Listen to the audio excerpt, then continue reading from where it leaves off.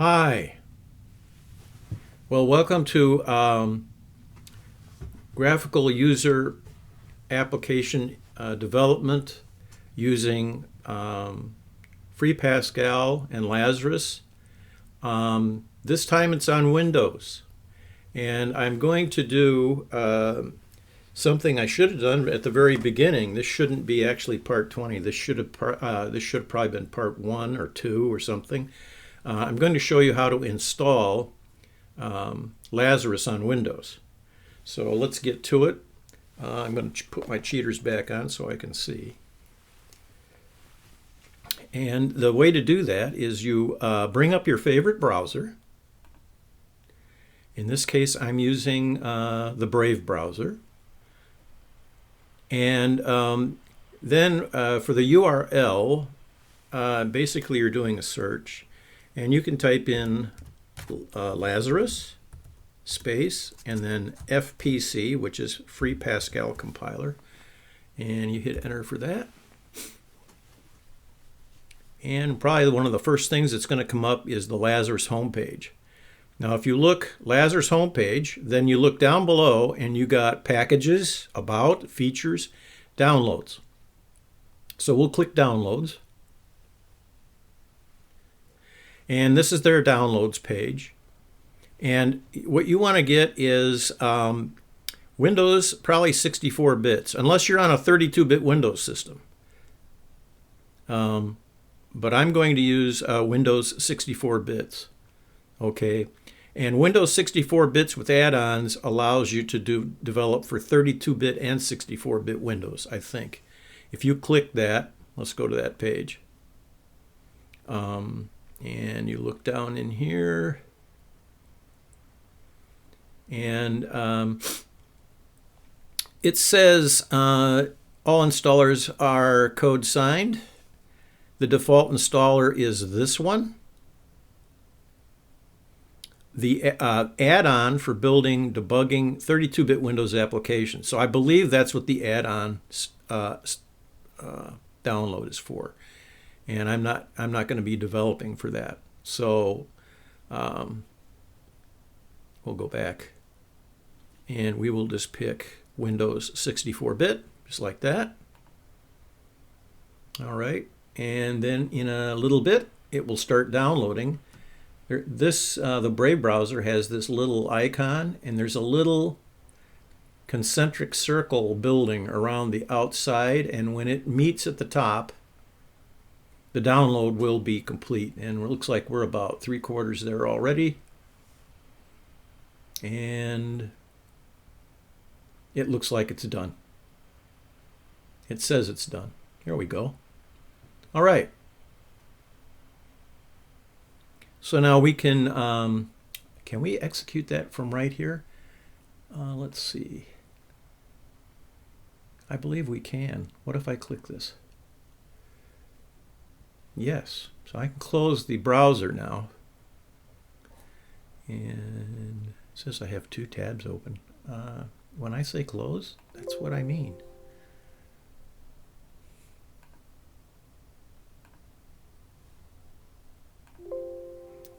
And now it's not. This is overlaying, and oh, okay, I can pull it down. Okay, close all. There we go. Thought I got myself into a situation there. The Defender thing, something rather, don't run. Now we can close that. I think we'll just have to, I think Windows Defender's defending me against myself. Let's just go to downloads. And let's just run this. Go to more info. Run it anyway. Okay. Yeah, I don't use Windows a lot, so as you can tell. So you have to hit more info, and then you have to tell it to run anyway. Okay, that's where we're at. Now you click yes, you're going to install it. I can close this file thing. All right, now it says the language you're going to use. So if you're in another country, you could pick other languages. I'm using English, so that's okay. And it says, welcome to the setup wizard, and this will install Lazarus version 3.6 on your computer. Let's do next.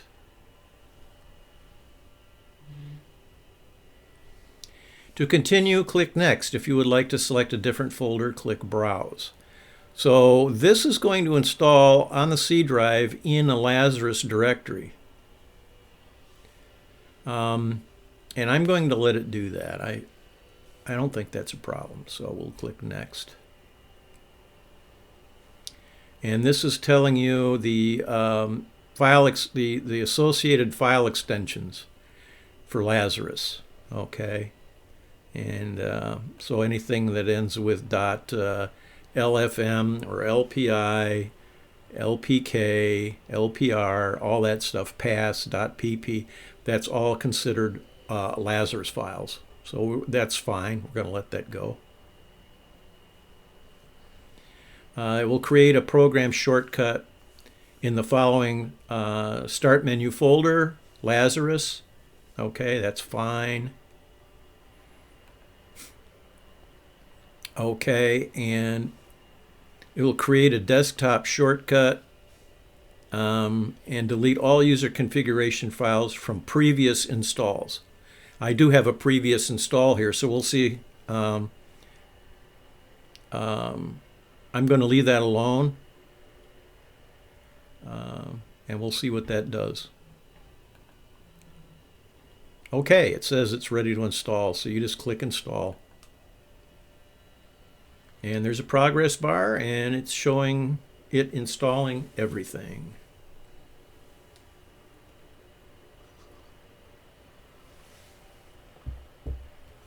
So when we get done, we should have an icon in our Start menu.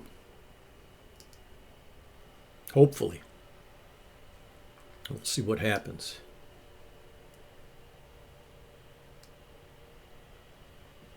Now after this, I'm going to make this is part 20, and this is just going to be only the install stuff going on.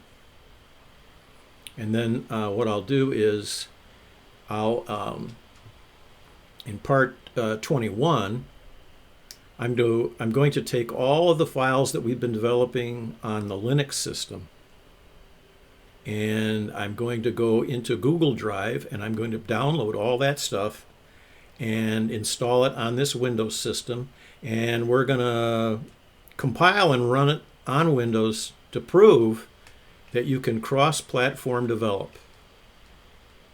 In other words, everything I've done on Linux should compile and run pretty much on Windows without any changes. Hopefully. We'll see. Version 3.6 is a new version for me. So I'm not totally sure how it's going to work on Windows at this point. We'll see.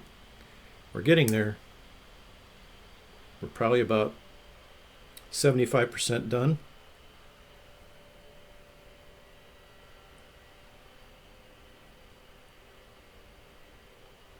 Let it cruise right along.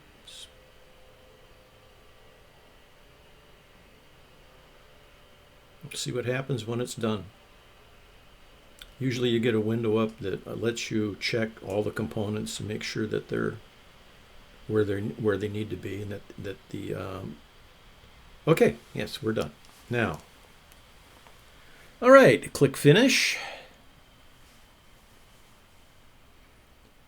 Right. Well, let's go into our Start menu, and here we have a Lazarus icon. Let's give that a click. Version 3.6. And we got and here we are. Okay, this is the default. It brings up a blank form to start designing on, and and then of course there's a source code editor behind also, just like you normally would see. So we have a working right now it looks like we have a working Lazarus, and